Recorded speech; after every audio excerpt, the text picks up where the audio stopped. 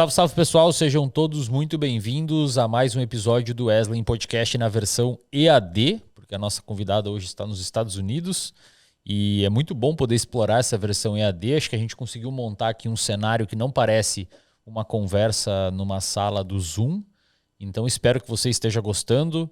Os episódios estão indo muito bem, os que a gente faz na versão home office, digamos assim. E eu peço que você deixe o seu like neste episódio aqui para que o YouTube entenda que esse episódio é relevante e encaminhe para mais pessoas. A nossa convidada de hoje é uma pessoa mega importante que tem uma agenda lotadíssima, então disponibilizou um tempo para nós aqui. Eu espero que você do outro lado possa gentilmente contribuir com o seu like, porque é uma das poucas coisas que do lado de lá, já que esse conteúdo é gratuito para você, você pode, digamos assim, nos pagar, nos dar de volta, é você dar o seu like, porque o YouTube faz um cálculo entre a razão de likes que teve o episódio e o número de visualizações. Quanto maior for o número de likes comparado ao número de visualizações, mais o algoritmo entrega para outras pessoas. Então peço gentilmente que você deixe o seu like aí, porque é gratuito para você e permite que o nosso podcast continue acontecendo. Hoje nós também temos a Liquids, mais uma vez aqui nos ajudando com o patrocínio do podcast, para a gente manter toda a estrutura e organizar tudo aqui para você. Referência nacional em eletrólitos, repositor de eletrólitos em pó. Você pode usar o cupom ESLEN para você ganhar um desconto lá no site da Liquids. Cupom ESLEN, acho que está aqui na tela no banner. E assim você consegue um desconto bem bacana para você dar um boost aí na sua suplementação de eletrólitos, de repositor de eletrólitos. Sugiro muito o sabor limonada tropical, que bem gelado faz uma diferença e é muito, muito, muito gostoso. Obrigado aí, Liquids, por ajudar a gente a continuar aqui com o nosso podcast. Muito bem, a convidada de hoje eu trago uns convidados aqui que eu me furto a ler todo o currículo, porque senão a gente fica 5 a 10 minutos aqui lendo. Então, resumidamente, a convidada de hoje é a doutora Luana Marques, é uma mineira, né, nascida em Minas Gerais, que atravessou algumas fronteiras e conseguiu chegar ao cargo de titular de professora associada de psiquiatria da Harvard Medical School e também é psicóloga do Massachusetts General Hospital. Luana, muito obrigado pela sua presença aqui. Fico muito agradecido por você ter aceito esse convite da gente bater um papo. E primeiro, deixa eu te perguntar, como é que é você ser uma brasileira dando aula em Harvard? Eslin, primeiro, muito obrigada. Estou grata de estar aqui com você, com todos vocês. É uma honra estar em Harvard, né? Foi uma jornada muito grande. Eu cheguei aqui no hospital em Harvard em 2005 e desde lá fui crescendo e subindo, né, a esteira acadêmica nos Estados Unidos. Mas não até o meu livro sair no Brasil que eu me dei conta que eu sou a única psicóloga brasileira dentro da Harvard, na Faculdade de Medicina especialmente, né? Então eu me sinto honrada de estar representando os brasileiros aqui nessa jornada acadêmica e clínica dentro da Harvard. Que legal. Esse seu livro Viver com Ousadia, que você originalmente escreveu em inglês para publicar aí, né? E aí ele foi traduzido, você fez o caminho inverso do que nós do lado de cá fazemos, né? Foi traduzido para o Brasil e explodiu aqui no Brasil. Inclusive, se as pessoas quiserem comprar, vou pedir para o Matheus deixar o link aqui na descrição para quem quiser adquirir. E esse livro explodiu aqui no Brasil. Você pode dar mais ou menos um panorama do que você trata nele? Viver com ousadia, em inglês chama-se Bold Move. A ideia do livro foi na pandemia, né? Depois de quase 25 anos na Harvard, 20 anos na Harvard, eu senti que a gente tinha tanta ciência, especialmente na sombrinha da TCC, da terapia cognitiva comportamental, mas que isso tinha um gap para chegar nas pessoas. Que as pessoas não tinham acesso a isso. A gente sabe, cientificamente falando, que demora 17 anos para a ciência chegar na clínica e só 14% dessa ciência chega na clínica. E a pandemia explodiu isso, né, Eslen? Foi uma coisa absurda. Então, eu cheguei no momento que eu falei, gente, eu preciso compartilhar o que eu tenho no meu cérebro com as pessoas, e foi aí que eu cheguei no Bold Move. E para mim, o Viver com Ousadia foi uma jornada muito pessoal, Eslen, porque é o primeiro livro que eu não só conto da ciência, a teoria do livro é sobre a evitação, mas eu conto da minha jornada de crescer em Governador Valadares, minha jornada de ser pobre, de passar fome, de ter trauma, e o que eu tive que aprender para mudar o meu cérebro, né? O que eu gosto mais da ciência é que a gente sabe que a gente pode mudar o cérebro. o que eu tive que fazer para mudar o meu cérebro, para sair da pobreza, chegar em Harvard e hoje ensinar isso para o mundo inteiro. Então, é um livro acadêmico, é um livro prático e pessoal para mim mesma. Você diria que, quando você comentou em evitação ali, você considera a evitação como uma das... Primeiro, acho que para a galera entender o que é a evitação nessa análise que a gente está falando aqui. E segundo, você acha que a evitação hoje é uma das... ou melhor, vencer a evitação foi uma das principais pontes que fez você galgar essas posições e pode ser para a pessoa que está assistindo em casa também? Bem, eu aprendi sobre evitação aos 15 anos. Então, antes de eu definir para vocês, deixa eu dar um exemplo clássico, né? Eu mudei de Governador Valadares, cidade pequena do interior de Minas, para Belo Horizonte, para morar com a minha avó aos 15 anos. Aos 15 anos, eu pensei que eu era burra, que todo mundo era mais inteligente, que as pessoas não iam gostar de mim. Então, eu comecei a desenvolver sintomas do que hoje seria fobia social. Minha avó notou isso. O que ela fez? Um dia ela me convidou para ir ao shopping comer comida chinesa. Eu nunca tinha comido comida chinesa na minha vida. Chegamos no shopping, pegamos comida chinesa. Ela olha para mim e fala assim: Ô Luana, você tá vendo aquele velhinho sentado ali? Vamos conversar com ele. Eslen, meu estômago caiu. Eu fiquei com suor na mão. Eu fiquei com medo, eu queria correr de lá. Mas a minha avó, antes da ciência, sabia que evitar paralisa a gente. A gente tem que abordar. Então, ela não aceitou, não. E a gente começou a ir para o shopping, conversar com estranhos, conversar com estranhos. Minha avó não teve faculdade, mas ela entendeu que eu estava evitando. Uhum. Depois disso, eu lembro do velhinho e eu lembro do menino de 16 anos, que era lindo, que eu consegui conversar com ele. Então, isso foi a primeira exposição que eu tive à teoria que hoje eu chamo de evitação psicológica, né? A ideia é o seguinte: o paciente vem para minha clínica e fala, doutora Luana, eu estou com depressão, eu estou ansioso, eu estou com pânico. Ou no meu caso, eu estou com medo de estranhos que acham que eles vão me julgar, né? E a pessoa quer que eu tire isso completamente, elimina a minha ansiedade. Mas a verdade é que a ansiedade não é o problema. O problema é o que a gente faz quando a gente está ansioso, né? E o nosso cérebro, ele é super inteligente, mas um pouquinho burro. Ele não consegue separar a ameaça real da imaginária. No meu caso, era imaginária. Não tinha Uhum. ninguém me julgando, na verdade, né? Então, o que a gente faz? A gente evita. Uhum. E a ideia de todos os pacientes que eu vejo é que eles ficam paralisados nessa evitação. Então, a analogia que eu mais gosto é o seguinte: imagina que você está com a febre alta. Eu sei que você vai ter uma filha agora, né, Uhum. Eslen? Então, eu tenho um de 7 anos em casa e outro dia ele tem uma febre super alta, né? Se eu der Tilenol para a febre do meu filho, abaixa a temperatura? Claro, né? Mas cura a infecção? Depende, Uhum. né? Se a infecção for infecção de bactéria, por exemplo, ele vai ter que tomar um antibiótico. E o que eu vejo hoje, que as pessoas querem trazer o desconforto, abaixar a febre, mas não querem curar a infecção. E na minha hipótese, e depois de 20 mil horas de clínica, mais 120 artigos científicos, a infecção para a gente hoje é que a gente evita em vez de abordar. Uhum. Você acha que o momento atual agora com redes sociais, eu sei que os Estados Unidos, em média, usa menos rede social que o Brasil. O Brasil é um grande usuário, digamos assim, o próprio nome é usuário, né? Quando você bota o login lá. Então o brasileiro, em média, é um usuário bem relevante de rede social, um mercado bem grande para as big techs e tal.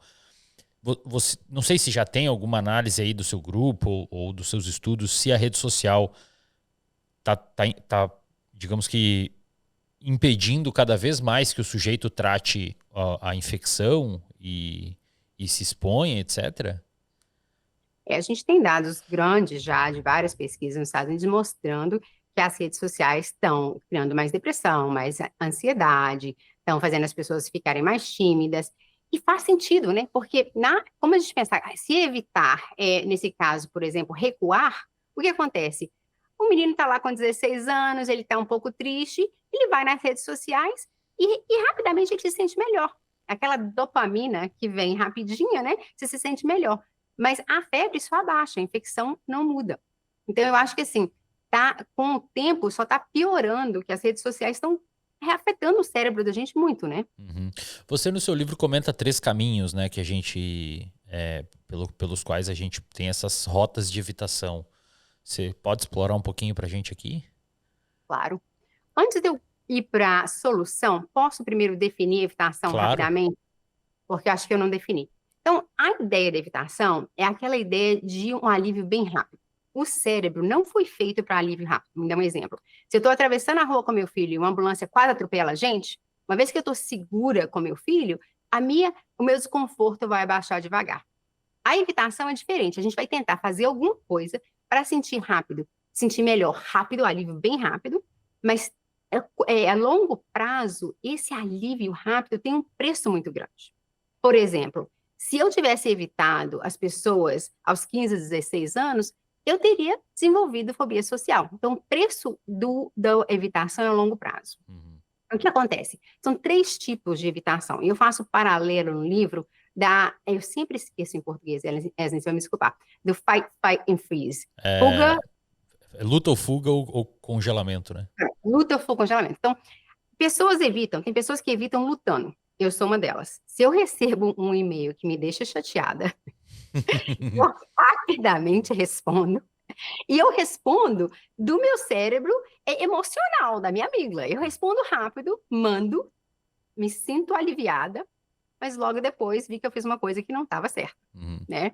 Tem pessoas que quando recebem esse e-mail, por exemplo, o meu marido é um deles, em vez de lutar, que a pessoa vai reagir, né? Ele recua. Ele pega esse e-mail, ele coloca na outra tela assim, não quer nem saber, tá? E tem pessoas que congelam.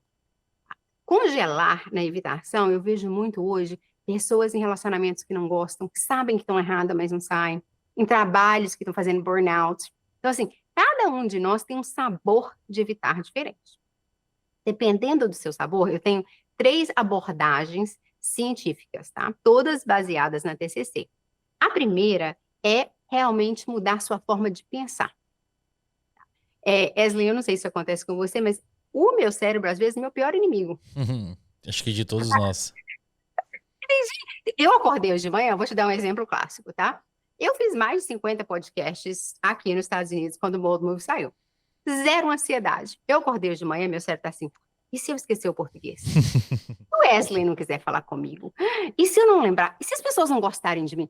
Eu passei meia hora com meu cérebro assim, basicamente falando que eu seria a pior pessoa que se ia entrevistar na vida. Falei, Luana, peraí, vamos pausar, né? Então, a ideia de mudar seu pensamento é, primeiro, vamos identificar o que você está falando com a gente. Se a gente falasse com os nossos melhores amigos que a gente fala com a gente não teria amigo, gente. A verdade é essa, né? Então, identificar um pensamento, pausar, e a pergunta mais simples é, o que eu falaria para o meu melhor amigo nesse caso? Foi o que eu fiz para mim hoje. Eu falei assim, bem, conversei com elas algumas vezes, ele é super gentil. Se eu esquecer a palavra em português, ele me ajuda.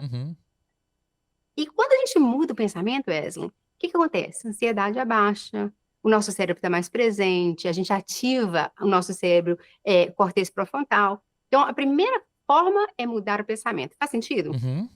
Faz sentido. A gente faz digamos que uma modulação top-down, né, das áreas racionais para dar uma massageada naquelas áreas que estão hiperativadas, né? Exatamente, porque é sempre uma dança, né, entre a nossa forma de pensar, o prefronto cortez e a nossa amígdala, né? E a gente sabe cientificamente, você sabe mais do que eu, na verdade, você entende muito mais de neurociência que eu, a gente sabe que quando um está bem acionado, o outro está mais calmo, tem uma relação inversa, né? Então, eu acho super legal a gente conversar com a gente mesmo, como se a gente estivesse falando com o nosso melhor amigo. Então, perfeito. essa é uma habilidade. A segunda é que a evitação vai sempre te falar para correr. Ou seja, eu não vou conversar com estranhos. A pessoa que tem pânico, eu não vou entrar num lugar que seja pequeno. A pessoa que tem trauma não pode sentar com as costas para a porta porque está com medo, né? E quando a gente evita, a gente está treinando o nosso cérebro que a única forma de sobreviver é evitar. E aí o que acontece? O monstro, a ansiedade, vai crescendo e crescendo. A ideia é baseada na Acceptance and Commitment Therapy, me ajuda. É terapia de aceitação e compromisso. Perfeito. Que é a ação oposta. Ou seja, dar um passo para o desconforto. Então, a ideia de abordar como ciência é, em vez de eu sentar em casa, estudar e não conversar com as pessoas estranhas, ir para o shopping e conversar com alguém que eu consiga fazer. A ideia para a pessoa que tem pânico, se você está sentado escutando a gente, é que são sensações que são sensações. Seu cérebro está tendo, eu falo que os meus pacientes falam um peido do cérebro. Não é nada que é uma ameaça. Então, vamos dar um passo aí no supermercado, né? Abordar treina o cérebro que a ameaça não é real. E isso é muito importante, gente. Eu vou falar isso de novo. A ameaça do cérebro, que o cérebro fala, estranhos é uma ameaça, é imaginária, não é real. E se você aborda, o seu cérebro acalma e você consegue confrontar mais e mais e mais. Faz sentido essa? Foi mais ou menos a sua estratégia, a estratégia da sua avó, né? Foi exatamente. Sem ela saber de todo esse background teórico, ela já sabia como implementar instintivamente. Exatamente. Quando eu cheguei no doutorado, em 2002, a primeira paciente que eu fiz exposição, eu falei, isso é muito fácil, eu sei fazer isso. Aí os meus supervisores, mas como é que você sabe? Eu falei, minha avó fez isso comigo. Eu entendia como é que funcionava, né? Imagina você dando aula na Harvard e falar assim, bom, pessoal, a referência aqui é minha avó lá de Minas Gerais, do interior. Você sabe quantas vezes que eu falei isso? E olha, vou confessar aqui com você e com todos nós. Por muitos e muitos anos, eu não contava para ninguém isso. Eu falava dos artigos científicos, disso e disso. De repente, eu falei, gente, deixa eu explicar. Eu aprendi isso como adolescente. Depois, quando eu fui tratar as pessoas, e eu acho que é por isso que eu adoro exposição, sabe, Eslen? Porque funciona. Se você não evita, funciona. E o terceiro, para a gente fechar? O terceiro é a ideia que o estresse acontece quando a nossa vida não está alinhada com o que é mais importante. Se você gosta, se você acha que sua saúde é importante, mas se você come mal, bebe demais e não vai para a academia, você está sempre estressado. Se você importa com a sua família, mas trabalha o tempo inteiro, nunca janta com a sua família, nunca está presente, você está estressado, né? Então, a gente sabe cientificamente que se a gente alinhar as nossas ações do dia a dia com as coisas que são mais importantes, a gente vive uma vida melhor. A diferença de uma vida guiada pelas emoções, ou seja, a ansiedade me paralisa e eu não faço uma coisa, versus uma vida guiada pelos nossos valores, as coisas mais importantes. Então, a ideia no final do livro é a gente pausar e falar assim, o que é importante para mim nessa fase da minha vida? Na verdade, para mim, Eslen, eu estou aqui com você porque impacto é uma coisa muito importante. No começo da minha carreira, impacto foi definido escrevendo artigos científicos, fazendo pesquisas na comunidade. Hoje, eu quero impacto trazer a parte da CCC, que eu sei muito, para o Brasil, para poder elevar a população e os psicólogos no Brasil, sabe? Então, assim, para mim, me dá um prazer muito grande estar aqui com você. Legal. E o meu convite é isso, as pessoas viverem uma vida alinhada com o que é mais importante. Então, o seu livro, ele quase como se fosse uma terapia via livro mesmo, né? Você estruturou ferramentas de intervenção numa linguagem que às vezes a pessoa não sabe, que está lendo uma ciência muito dura ali, uma ciência muito rigorosa, e ele é bastante voltado para a prática, né? Tem todas as tarefinhas, as questões de imagens, assim, e muito provavelmente por isso que aqui no Brasil deu muito bom. Inclusive, aqui no Brasil, um outro motivo talvez pelo qual tenha explodido bastante aqui, e por isso que eu sugiro muito que todo mundo leia, é que nós somos uma população muito ansiosa aqui no Brasil. O Brasil figura como, nas Américas, uma das populações mais ansiosas, uma das maiores do mundo também. E você vê que é interessante, né, agora fazendo uma ponte com a minha área de neurociências, no ano de 2000, o Eric Kandel, não sei se vocês pronunciam assim em inglês, você conhece ele? Não conheço o Eric Kandel, não. O Eric Kandel é um neurocientista austríaco, mas que fugiu na Segunda Guerra e foi morar nos Estados Unidos. Hoje, salvo engano, ele é professor em Nova York. Ele ganhou o prêmio Nobel de Fisiologia e Medicina nos anos 2000, porque ele mostrou quais são os fundamentos neurofisiológicos do processo de aquisição de uma memória, de um aprendizado. E ele foi o cara que conseguiu caracterizar a necessidade que o nosso cérebro tem de síntese proteica para formar novas memórias, porque os neurônios do cérebro eles criam novas ramificações e eles ficam mais arborizados sempre que um aprendizado é, digamos que, fixado no cérebro, né? E é bem legal porque essas intervenções em TCC, como exposição, né, como essas reconfigurações cognitivas, muda a parte biológica do cérebro. muda. Porque à medida que você se expõe mais, os seus circuitos cerebrais envolvidos em manutenção e controle emocional, eles começam a se fortalecer e o seu cérebro se reestrutura fisicamente. Isso que é muito legal, né? Eu fico fascinada. Eu não sabia da pesquisa dele, mas sabia da pesquisa em si, não sabia Aham, dele sim. realmente, né? Mas isso me lembra de uma pesquisa do Mike Janicki, que faleceu, acho que tem 2 anos. O Mike Janicki fez as pesquisas iniciais de TOC, com o Scott Rauch, e tem uma pesquisa super legal de antes e depois do Prozac, nos anos 80, quando o Prozac virou, e antes e depois da TCC para TOC, mostrando que o circuito do cérebro muda com o remédio Exato. ou com a TCC, né? E eu acho isso importantíssimo, porque para as pessoas que têm dificuldade, você pode alterar seu cérebro com a terapia. Exatamente. Exatamente. Isso é fantástico, porque é uma terapia falada, né? Você não está ingerindo nenhum químico, ninguém está gotejando uma substância na sua orelha ou você ingerindo um comprimido. Você consegue alterar a estrutura física do seu cérebro por meio de uma intervenção na fala, que pode ser feita por internet. É muito, é realmente muito impressionante, porque quando a gente for ver, você acabou comentando antes que uma uma pesquisa da origem dela no laboratório ou na ciência básica até a chegada na população, ela demora aí 14 anos, você falou? Demora 17 anos. E 17 só anos. 14% chega na Isso, prática. perfeito. Se você for ver o desenvolvimento o custo para o desenvolvimento de um novo fármaco, eu nem sei quanto que custa, desde da pesquisa da prova de conceito em rato até o ensaio clínico de fase 3 multicêntrico no mundo todo, sei lá, algumas centenas de milhões de dólares, talvez bilhões de dólares, e muitos deles falham. A Pfizer, inclusive, fechou uns departamentos de neurociência porque estudar fármaco para cérebro é um prejuízo gigantesco, porque tem que atravessar a barreira hematoencefálica, alcançar a área, não ser tóxico, piriri, pororó, pororó. E aí a gente tem esse desenvolvimento que demora, sei lá, 17, 20 anos, milhões, bilhões de dólares investido.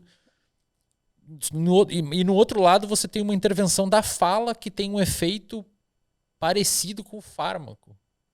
É muito Exatamente. incrível, né? É muito incrível. Eu acho sensacional. Eu falo sempre com as pessoas que por isso que eu gosto da TCC, né? A gente não está sentando, batendo papo, a gente está ensinando, a gente está reestruturando o cérebro.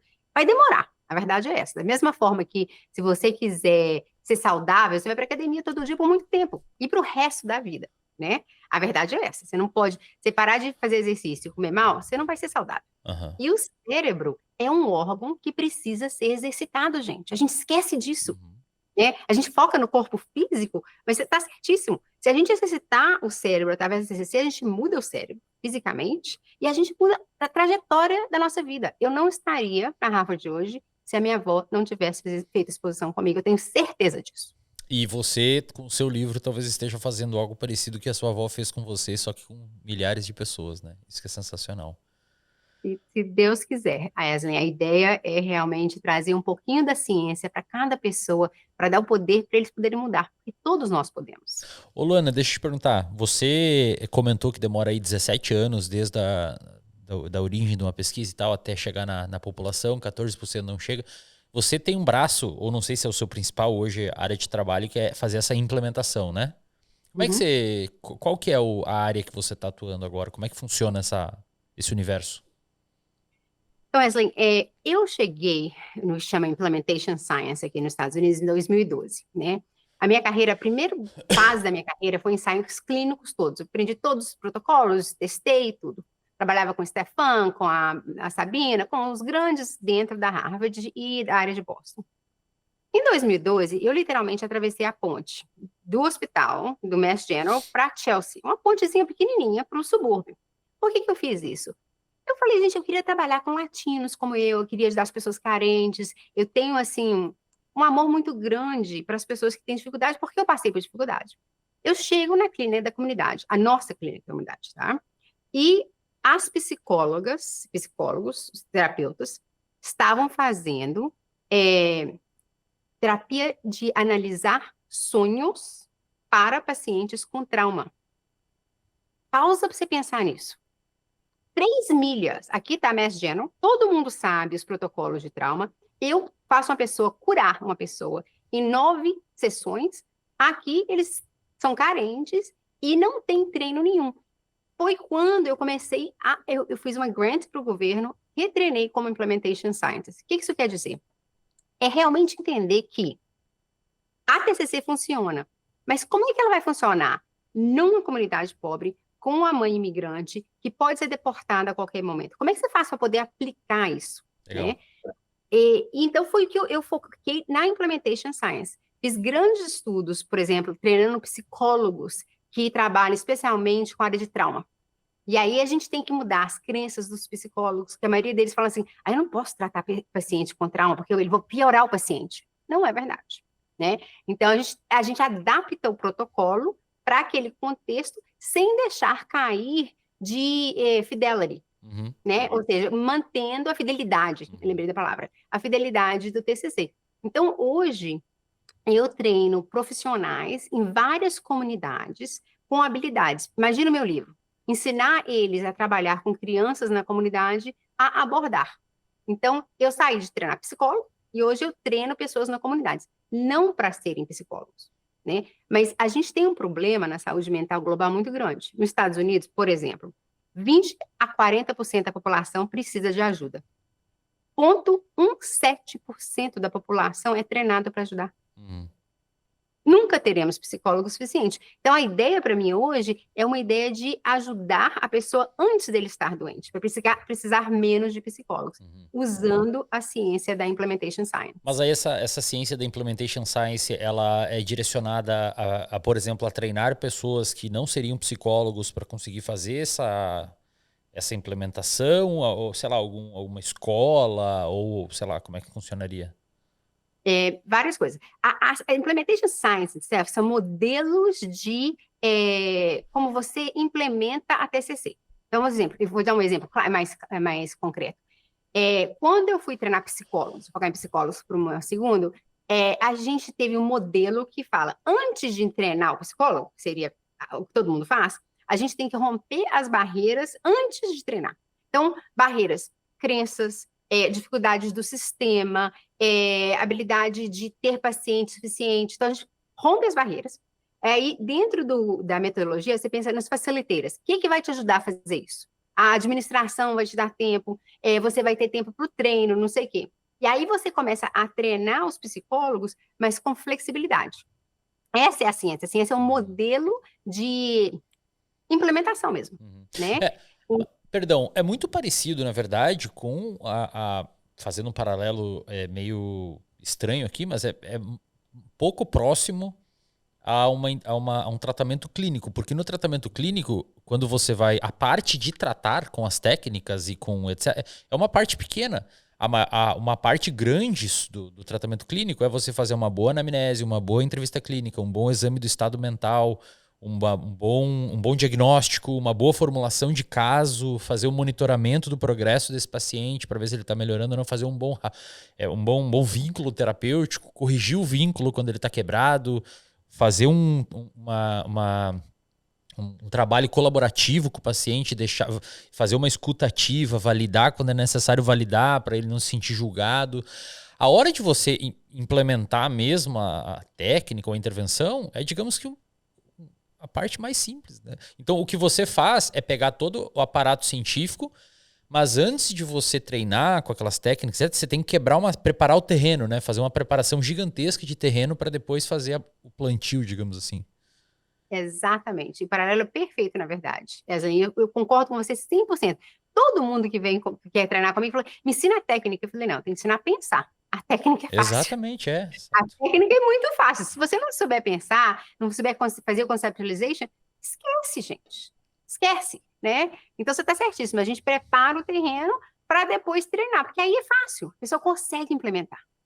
Que legal. Que sensacional. E aí você tem o quê? Um grupo de alunos que faz isso, Luana? E disso se produz artigo, você consegue mensurar, etc.?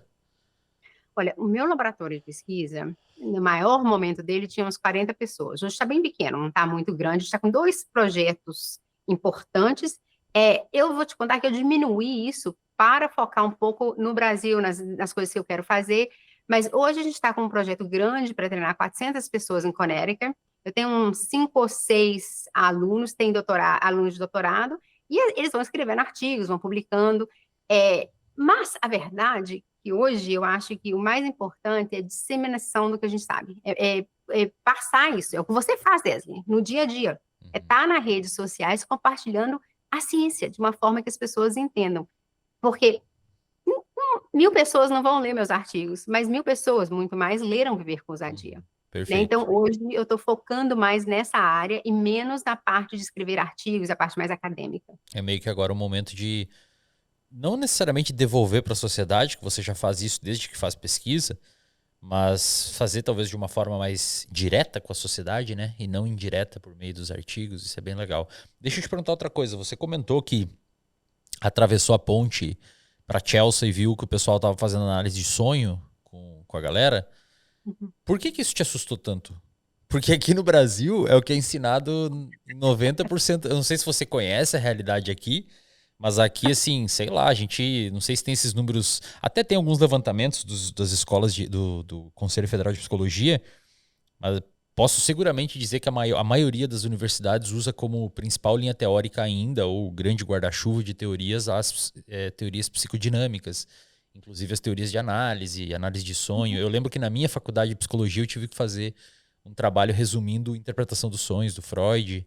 Como é que é aí? Não tem mais? Já superaram esse momento? Eu acho que tem duas coisas que me assustaram. A primeira é a seguinte: eu, até aquele momento, para te contar a verdade, né, eu vivia academicamente dentro de uma bolha. Eu estava no número 1 hospital do país, do mundo, de psiquiatria, trabalhando com as pessoas, desenvolvendo tudo, e assim, imersa, indo para todas as maiores conferências, apresentando, escrevendo artigos, ou seja, todos os meus amigos eram cientistas, de uma forma ou de outra, né? E eu imaginei que a clínica do hospital de Harvard faria a mesma coisa. Eu não tinha essa ideia, porque dentro da área científica nos Estados Unidos, a gente basicamente fala que isso não é ciência, que isso não é verdade, que não faz sentido, sabe? É, então, para mim foi um susto muito grande. E a outra parte é o seguinte: eu não vou te falar que fazer análise de sonho é terrível, mas eu vou te falar, se a pessoa está com trauma, e você pode curar essa pessoa em 9 sessões, você está roubando ela da vida dela. Uhum. Você está tratando ela por 3 anos. Eu acho isso um absurdo, né? Agora, eu trato o trauma, a pessoa vai precisar de outra ajuda? Sim. Quer fazer análise de sonho? Be my guest, Uhum. né? Mas vamos tratar a infecção, por favor. Então, assim, para mim foi um susto muito grande. Por quê? Nos Estados Unidos também, no doutorado especialmente, que eu fui direto, sabe? Eu fiz a faculdade de psicologia em 3 anos e entrei direto para o mestrado e Você doutorado. fez a E fiz faculdade em aí? 4, fiz a faculdade toda aqui. Então, dentro da faculdade, você é treinado em TCC. Não tem outra forma de Você pensar. tem disciplina de psicanálise? Eu, Você estudou a obra do Freud? Teve professor te ensinando? eu li, eu estudei, eu fui para psicoanálise. Meu pai me mandou, meu padrasto, na verdade, quando eu estava fazendo o doutorado, ele falou: Luana, mas você não está aprendendo nada. Eu falei: pô, eu estou lendo, eu estou aprendendo. Eu acredito muito na terapia sistêmica, por exemplo. Mas não tem aula, zero, Você teve que zero. estudar por fora. Tem que estar por fora, tem que estar por fora. E como é que é as estruturas de aula, assim, por curiosidade, agora fazer o paralelo para a gente olhar daqui? Você tem o quê? O guarda-chuva da TCC, ACT, DBT, comportamental dialética? Sim, então, aqui a gente pensa, é interessante que eu estou aprendendo mais sobre o Brasil agora, né? A gente pensa na TCC como uma sombrinha aqui, né? E dentro dela, a gente vai pensar nas fases que foram desenvolvidas, começando com a terapia cognitiva, depois o behaviorismo, depois você tem a primeira fase da CBT, depois tem a segunda onda, que vem o mindfulness e tudo, e você tem a terceira onda com o ACT, né? E aí a Marsha Linehan vem, slice and dice e faz o DBT. Então, todos, a gente tem todos, mas eles são ensinados dentro da sombrinha. Então, você Uhum. aprende a base cognitiva, a base de behaviorismo, e aí você vai somando, e você vai aprendendo os protocolos não separados. Né? Na minha cabeça, eles todos têm um pouquinho de mudar seu pensamento, de mudar suas emoções, de mudar seu comportamento, para você viver uma vida melhor. A dosagem de cada um é diferente Uhum, dependendo do protocolo. uhum. Perfeito, perfeito. E você, aí você teve que fazer um doutorado para clinicar, né? Aqui nos Estados Unidos, para ter clínica, você tem que ter doutorado. E aí no E para psicólogos, né? pra- Para social workers, não. Para psicólogos, você tem que ter doutorado. você termina o seu doutorado aí é em pesquisa ou um doutorado clínico? Na verdade, o doutorado clínico, ele tem que ter pesquisa. Para você Ah, ter o entendi. PhD, você tem que ter pesquisa. Tem um outro que é o PsyD, que é um doutorado só clínico, Mas né? você Mas você pode atender normal se tiver só esse doutorado. Não precisa ser o pode, PhD. pode. Mas geralmente nos Estados Unidos, o pessoal acaba fazendo PhD, né? Eu gostei, quando eu fiz a faculdade de psicologia, eu gostei tanto que eu terminei ela antes e fui direto para o mestrado e doutorado. Legal. E aí no doutorado, você tem atendimento supervisionado? Como é que é a estrutura? Você tem a ideia do doutorado, que é o seguinte: você tem as suas aulas, você tem 3 ou 4 aulas por semestre, né? Todas as matérias de doutorado, você tem mais ou menos uns 5 ou 6 pacientes por semana, que são supervisionados do começo. Você tem que gravar suas sessões, as pessoas escutam, você revisa, sabe? E o foco também é na pesquisa. Desde o primeiro semestre do doutorado, você tem que começar a fazer pesquisa. Que interessante, que bela estrutura, né? A sua graduação foram 3 anos? Eu fiz undergraduate, psicologia 3 anos, o mestrado e doutorado eu fiz em 4. Ah, a graduação de psicologia é mesmo 3 anos. Normalmente você fez mais rápido. Não, eu gosto do trem bem rápido. Você gosta É, da São quatro, exposição. são 4 anos, geralmente, o mestrado são 2 e o doutorado, a maioria das pessoas fazem 5 ou 6. É que eu gostei muito da pesquisa, sabe, Eslen? Então, assim, eu gostava de estudar. Então, eu trabalhei 6 dias por semana. Eu sempre fui para a universidade no domingo de manhã para poder escrever artigo, para escrever grants, para poder trabalhar. Eu gosto Aham. tanto da clínica como da parte científica. O que que você pesquisou no doutorado? A minha tese de doutorado, naquela época eu estava fazendo muitas coisas sobre trauma. Então, foram pessoas. A pergunta é: pessoa que teve um acidente de carro muito terrível, quais são os fatores que ajudariam a prevenir a pessoa a desenvolver TEPT? Então, eu fiz um estudo de 3.000 pessoas que tiveram acidente de carro. Naquela época, o meu laboratório estudava as pessoas que tinham acidente de carro, e a conclusão foi que mulheres que estavam em relacionamentos saudáveis conseguiam o social support, basicamente, Uhum. né? Faria que elas não desenvolviam TEPT. Então, eu fiz muita terapia de casal no começo, muita questão sobre qual o buffer do relacionamento amoroso tem na psicopatologia. Então, os primeiros 5 ou 6 anos eu fiz muito sobre isso, depois mudei mais para a parte de testar TCC. E aí você acabou entrando bastante na ansiedade, né?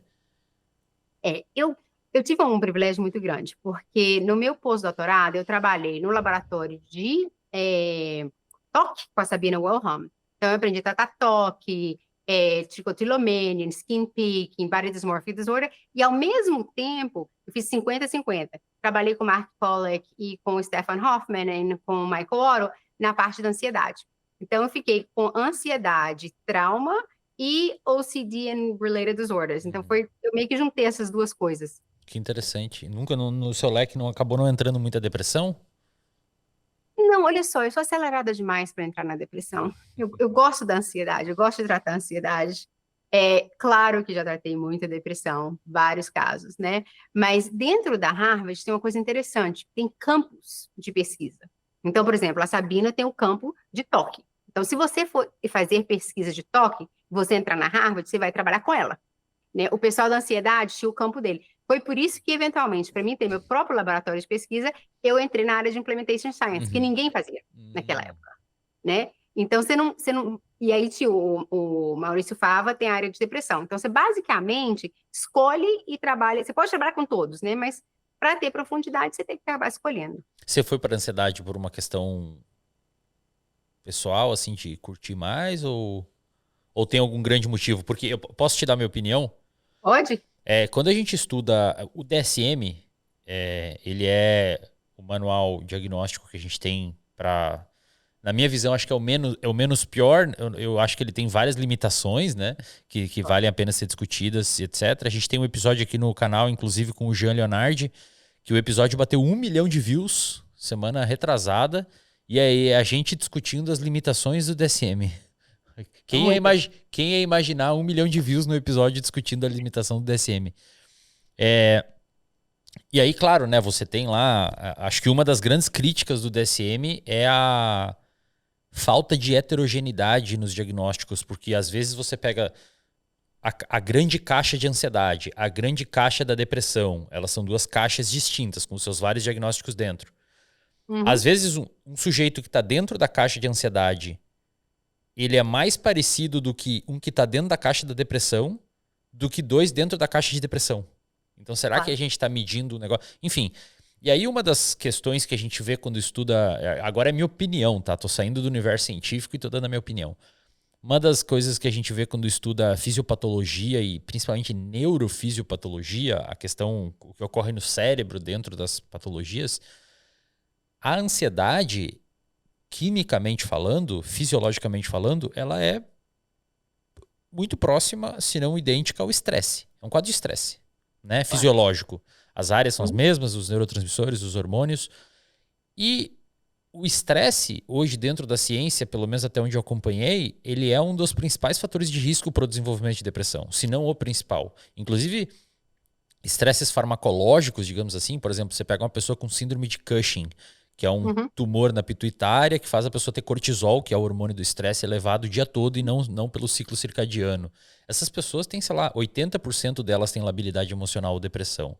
Então, tem um grande estudo, assim, inclusive a parte de você se expor é para você criar repertório e conseguir reduzir estresse frente a outros estressores, né? Enfim, então eu acho que a minha pergunta é se é por uma inclinação pessoal ou se é por uma grande visão como essa que eu estou tentando costurar aqui.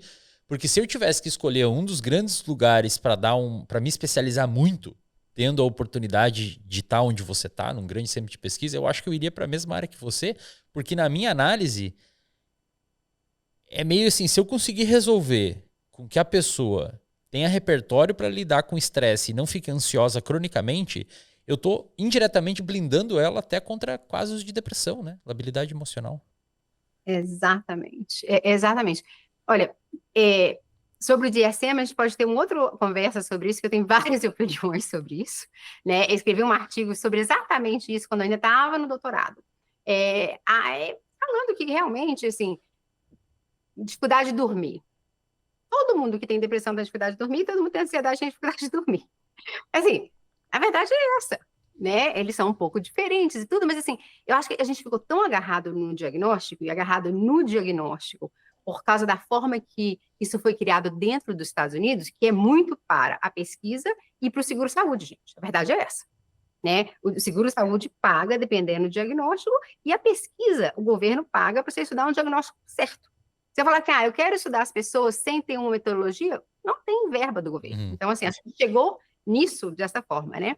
Mas, pessoalmente, olha, eu cheguei na pesquisa de uma forma muito interessante.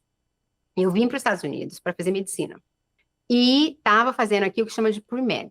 E para entrar na faculdade de medicina, você tem que ter pesquisa, eles me falaram. Então, fui eu tentar fazer pesquisa com uma psiquiatra. Não tinha currículo, Wesley, eu tenho vergonha de falar isso hoje. Eu, basicamente, cheguei lá e falei que eu queria trabalhar lá voluntariamente e tudo.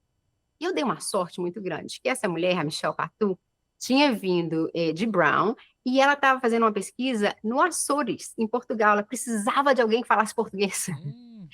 Então, ela começou a me ensinar tudo de psiquiatria e psicologia. Sentei com ela para fazer entrevista clínica, ela deixou eu observar a terapia de grupo para toque. E isso, assim, na faculdade ainda de psicologia, que aqui você não tem esse privilégio. Né? Então, eu caí nessa área de toque meio por acidente. Aí cheguei para a faculdade, para o doutorado, e a pessoa que eu trabalhei com ela estudava trauma. De novo, você trabalha com a pessoa que seu estudo vai na sombrinha delas. E aí, quando eu cheguei em Harvard para poder realmente pensar o que eu quero estudar, a ansiedade, os tratamentos são muito bons, sabe? E eu sempre fui ansiosa. Não pensava em ser ansiosa, eu não me definia como ansiosa, mas com certeza fui. Tanto que eu vou te dar um exemplo aqui. Quando eu estava escrevendo o livro o Bold Move, eu escrevi o livro de 4 da manhã às 7 da manhã, por 4 meses. Todos os dias eu acordava, sentava, escrevia o livro. Teve um dia que eu estava escrevendo sobre meu ataque de pânico. Meus pacientes sempre me perguntaram se eu tinha ataque de pânico. Eu sempre falei que não tinha, tá? E eu estava escrevendo, eu liguei para minha mãe às 5 da manhã. Eu falei, mãe, eu não tinha asma. Ela falou, claro que você tinha asma, filha. Eu te carregava para o hospital, você não conseguia respirar, a escola ligava. Era uma coisa terrível. Eu falei, mãe, depois que meu pai saiu de casa, parou de bater de você, que não tinha mais sangue, eu nunca mais tive asma, mãe. Isso chama-se ataque de pânico. Uhum. Olha só, eu não descobri isso até meus 45 anos de idade. Tá? Esse- Apesar da pesquisa de idade. Mas de repente eu falei, gente, asma não vai embora. Eu tinha ataque de pânico. Olha só. E descobriu ali escrevendo sobre isso. Escrevendo sobre isso. Eu estava escrevendo sobre pânico, sou um paciente que tinha pânico. De repente, vi sabe, aquele flash assim, eu falei, gente, sabe? Então, assim, eu acho que eu sempre tive ansiedade, mas a diferença, a virada de chave, que quando eu fico ansiosa, eu abordo, Uhum, eu procuro, eu vou atrás, eu falo assim, essa febre não vai me parar. uhum, uhum. É, e você com o tempo provavelmente foi criando entre aspas, uma musculatura cerebral que permite você cada vez ser mais eficiente ao ponto de dar uma aula em Harvard hoje é uma coisa que não te assusta, como talvez assustasse a Luana lá do, sei lá, lá do início da carreira, né? Não, seu podcast foi muito mais ansioso do que a aula em Harvard. Vou confessar aqui para todos. Que legal, que legal. E você acha que a implementação dessas ideias ela pode se dar por meio, baseado nos seus estudos e tal, ela pode se dar por meio de um cara, de uma pessoa ler o seu livro, isto é, a pessoa aprender a evitar, aprender a ter essa abordagem mais combativa, entre aspas, dos seus medos, assim, ir lá, se expor, mesmo que isso cause algum tipo de desconforto, e que acho que, inclusive, o desconforto ele é quase que necessário para você ter medir a febre de que você está se expondo, né? Você acha que é possível a pessoa conseguir fazer isso por meio da leitura do seu livro, ou de um livro que fale sobre isso, ou é necessário um acompanhamento terapêutico, individualizado Eu e acho, tal?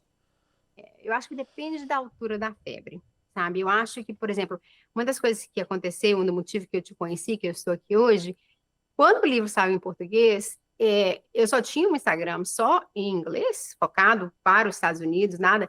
E eu comecei a receber mensagem, Eslin, o pessoal em português, perguntando por que eu não tinha conteúdo em português, que meu livro transformou a vida deles. Eu falei, mas como? E assim, veio do nada. E e de novo, isso aconteceu. Nos Estados Unidos, muito menos, mas no Brasil aconteceu muito mais. Então, assim, eu acho que se a pessoa está com a febre baixa ou moderada, a pessoa consegue aplicar. Agora, se a pessoa realmente está empacada por muito, muito tempo, minha recomendação é procura um psicólogo, né? Você precisa de uma pessoa para te ensinar isso.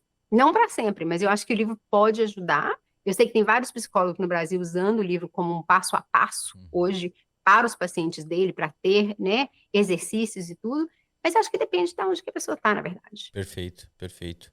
E você, dentro uma dúvida agora, dentro da ideia da TCC ou da abordagem do seu livro, ou dessas abordagens mais pedagógicas, digamos assim, é justamente a pessoa ter capacidade de entender o que o conteúdo quis dizer, né?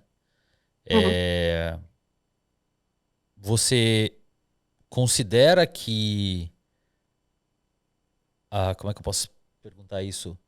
Você considera que esses conteúdos, por exemplo, o seu livro, ele está adaptado a uma realidade onde uma pessoa média consegue compreender os conceitos? Você viajou por esses exemplos de febre, etc., ou é uma coisa muito mais técnica?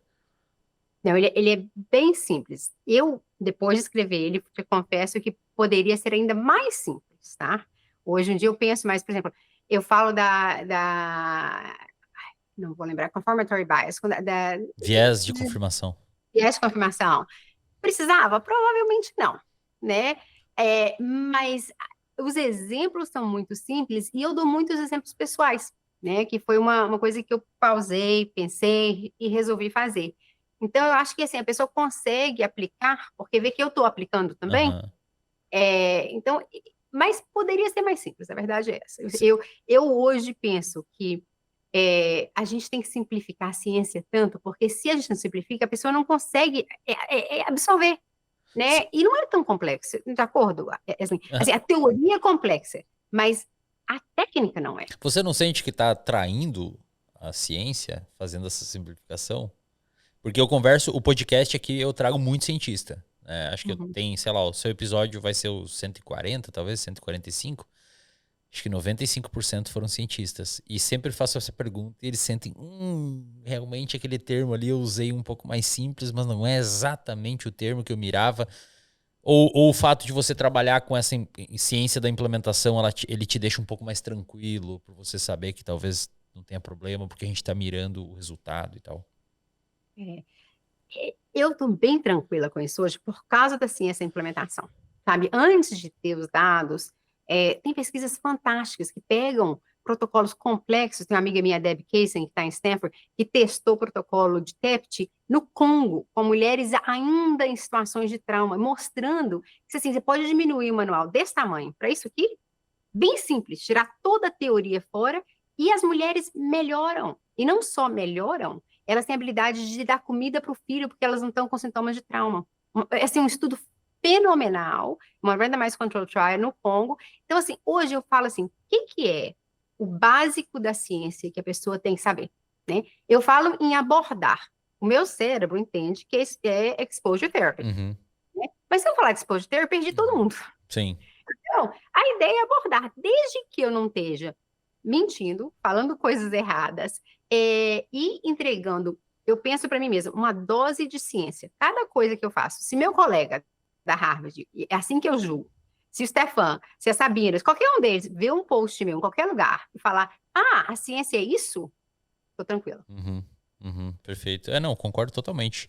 Inclusive aqui no podcast eu tenho a mesma dúvida, porque a, a thumbnail, né, do episódio, que é a capinha do episódio do Jean, por exemplo, que a gente falou sobre DSM, as limitações, conteúdo super técnico, mas a gente tentou trazer de uma maneira um pouco mais palatável. A thumbnail é toda doença mental começa assim. A gente não necessariamente falou de como começam as doenças mentais. A gente falou sobre as limitações, talvez aonde que o diagnóstico começa. Mas se a gente bota na thumb as limitações do DSM, quem é que vai clicar para ler? A galera nem sabe o que é o DSM. Nem eu, Que para te contar. legal, que legal, que legal, que legal. Deixa eu te perguntar, ô Lu, você agora então o seu grande objetivo é fazer essa tradução da ciência para o público. Tem mais alguns projetos em vista além do livro? O que você está pensando aí? Olha, eu quero muito trazer a minha teoria, né, da evitação para psicólogos no Brasil. Então, colaborar com você, a gente está conversa sobre isso, fazer cursos juntos, trazer um pouco disso para o Brasil. Eu estou escrevendo um livro novo sobre transições. Eu acho que o mundo depois da pandemia está com uma transição muito grande. As pessoas, o que elas faziam, não querem fazer mais, mas elas não sabem o que fazer. Elas estão nesse no man's land, sabe? Legal. Então, eu estou escrevendo um livro novo sobre transições, como usar a ciência para fazer transições melhores na vida. E quero realmente desenvolver essa ideia de trazer mais ciência para as pessoas, aprendendo com colegas como você, Que Eslin, que eu acho que legal. faz um trabalho sensacional. Essa ideia de transição, inclusive, eu tenho uma clínica aqui no Brasil, online, com os terapeutas. Na verdade, é mais um hub que conecta o terapeuta com a demanda, com o paciente. E a gente tem 100 psicólogos, eu acho, 90 psicólogos, 6 psiquiatras, eu nem sei mais o número, que é meu sócio que toca lá. Uhum. E uma das principais demandas é transição de carreira. Você acertou na veia. Aqui no Brasil vai explodir de novo. Porque é até um contexto histórico político, Luana, porque a nossa geração, a minha geração, eu tenho 30 anos, né? A minha geração, ela é filha de um momento da década de 90, 2000, onde os nossos pais entendiam como seguro e estável ou fazer concurso público ou tirar a graduação, né? Os nossos pais falavam, tem Ah, que tirar uma graduação para ser alguém na vida. A gente uhum. confiou. Só que aqui no Brasil hoje, um sujeito com um engenheiro civil, ele tem uma maior probabilidade de trabalhar no sistema financeiro, como um assessor de investimentos, ou mesmo em algum outro sistema que ele consiga usar as habilidades de cálculo e raciocínio lógico, do que de engenheiro civil, porque a gente não tem grandes construções. A gente não Uhum. é um país com grandes construções. O sujeito da computação geralmente vai trabalhar de home office para alguém de fora, porque a gente não tem big techs aqui, que desenvolve serviço em Uhum. tecnologia. Então a gente está com uma geração gigantesca, mas uma demanda muito grande mesmo. É por isso que eu tô reforçando que você deve continuar com esse projeto do livro com toda a força. A minha caixinha do Instagram, quando eu abro, eu te digo assim, eu devo receber, sei lá, 5.000 perguntas. Eu não sei exatamente, mas eu rolo assim, uma é sobre transição de carreira. A galera tá totalmente perdida, porque a pessoa se formou acreditando na tese de que tem que ter graduação para ser alguém. Aí a gente tem a via canônica, que é assim, bom, fundamental, médio, pré-vestibular, vestibular, graduação, mercado de trabalho. Se eu Uhum. fiz uma graduação que não está me dando um mercado de trabalho, na cabeça da pessoa, ela fala, acabou minha vida. O Exatamente. que eu vou fazer agora se eu sou uma dentista e não tem mercado? Exatamente. Muito Exatamente. legal. E eu acho que a gente está num momento que, mais ou menos, essa prescrição da família, da sociedade, tem que fazer isso, isso e aquilo. As pessoas vão fazendo, mas não é satisfatório mais, não é suficiente mais. E a pessoa não para pensar realmente o que que eu gosto, né? Eu penso na minha transição, Wesley, quando eu vim para os Estados Unidos e vim fazer medicina. E eu caí na psicologia, eu falei, gente, eu amo psicologia, amo. Poderia ser uma boa médica, mas eu sou muito melhor psicóloga, sabe? E essa habilidade de ter ousadia nessas decisões, eu acho que as pessoas vão perdendo ou não ensinam. Então, eu quero muito ensinar as pessoas a ter essa ousadia da transição ser sua, ela não ser imposta pelas outras pessoas, né? Porque hoje as pessoas se sentem, assim, vítimas Uhum. desse sistema que é o mundo hoje. Eu acho que a gente precisa ter a habilidade de mudar isso. Que legal. E aí você vai fazer um livro muito parecido com esse seu, com técnicas, com roteiros ali. Que legal, que legal. A ideia é essa, porque a transição começa com a morte. E as pessoas prolongam essa morte. Elas não querem terminar um negócio que não está funcionando mais. Elas continuam evitando. Sabe? Eu acho que quanto mais rápido essa morte tiver, mais rápido você tem uma vida nova. Que legal. Eu acho isso. Vamos fazer um episódio aqui de podcast quando você publicar ele, mesmo que seja só na edição em inglês no início. A gente faz aqui para dar uma palhinha para a galera, porque acho que é um tema que também vai dar bastante visualização, porque é um tema no Brasil muito emergente. Vamos, Muito vamos sim. legal. Adoraria. Luana, deixa suas redes aí, como é que o pessoal pode te achar, te seguir. Bem, eu tô com um Instagram novo, que é luanamarques.phd. Ele é novinho, novinho. Eu estou tentando aprender com pessoas como você, Esley, para criar ele. Tenho um Instagram em inglês, mas o em português seria melhor, é luanamarques.phd. E no momento é isso. Legal, legal. E em breve a gente faz mais um aqui, então, sobre transição de carreira. Adoraria, seria ótimo. Legal. Hoje você mora na cidade Eu, onde... eu estava em Weston, que é fora de Boston, até recentemente, e agora eu estou totalmente home office de Chapel Hill, North Carolina. Mudamos para Carolina do Norte, por qualidade de vida, minha marido tem um emprego aqui, então eu vou e volto para Boston. Que legal. E você vem pro Brasil às vezes? Olha, estarei aí dia 28 de agosto para uma palestra em Fortaleza. Legal. Então, terei uma palestra aí, vou passar aí 2 semanas e estou tentando ir ao Brasil mais. Ano passado eu fui 3 vezes, então vamos ver se esse ano eu vou mais algumas vezes. E aí, quem quiser também te contratar para palestra, pode mandar mensagem no Instagram lá na DM? Pode mandar para o meu e-mail, é drluana@drluana.com. Fechou. Maravilha. Porque a gente não sabia que você oferecia esse serviço, então já fica pra galera aí caso precisar também. Perfeito. Luana, muito obrigado pelo seu tempo. Vamos esperar o novo livro sair pra gente fazer mais um. E é isso. Obrigadão demais, viu? Não, obrigada a você, Eslin. Prazer grande. Realmente estava ansiosa, estou mais calma, estou contente de estar aqui com você. Obrigado. Galera, deixa o seu like aqui no episódio de novo pro YouTube recomendar. Inscrevam-se aqui no canal e nós nos vemos no próximo episódio. Valeu.